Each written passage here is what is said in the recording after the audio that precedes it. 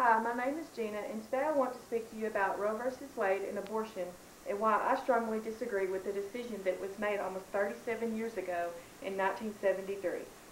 Roe told the court that she wanted an abortion because she was raped. Yes, rape is a terrible and horrific crime that is not consenting between two people, and it should never happen to anyone. But the rape was not the unborn child's fault, so the child should not be the one to be punished. The rapist should be. According to the Voice of Revolution AskDrBrown.org website, less than 1% of the 48 million abortions done since 1973 in the United States were due to rape or incest. Sadly, though, Roe v. Wade made it legal for a woman to have an abortion practically for any reason and at any stage of the pregnancy. They say it is a woman's right to do what she wants with her own body, and that the baby is not a separate life. But when I was pregnant, I had no doubt that there was a very separate person living and growing inside mine. According to the Pregnancy.org website, a child's sex is determined at conception. The nervous and circulatory systems form very quickly within the first 4 weeks, and the heartbeat can be heard by the 5th week. If the baby is not a separate life, then how is it that when the abortion is finished, the woman is still alive and the baby is not? What about the fathers of these babies being aborted? Do they have any say? Roe v. Wade made it to where the woman can make all the decisions about the baby without the father's consent. There are many cases where a woman becomes pregnant by having consenting sex, but she decides to abort the baby even if the father does not want her to. She is able to make all the decisions the decision to go through with the abortion while his thoughts, feelings, and rights are thrown out the door. The last time I checked, a baby was still conceived by 2 people, not 1. But it is ultimately God's decision to decide if the child in the womb lives or dies.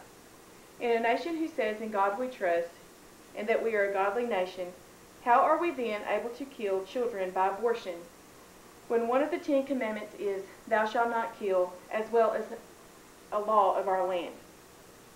Is it because the child is being an inconvenience or getting in the way of our future plans, or maybe it just might ruin our figure?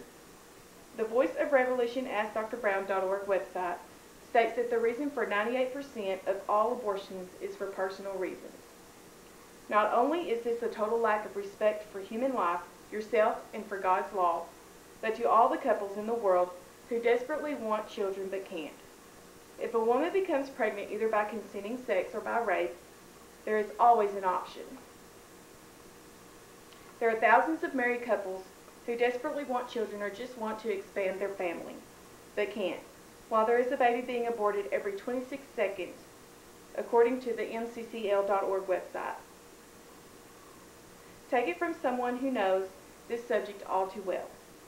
My husband and I have tried to have a second child for years, but for some reason, only God knows, we can't.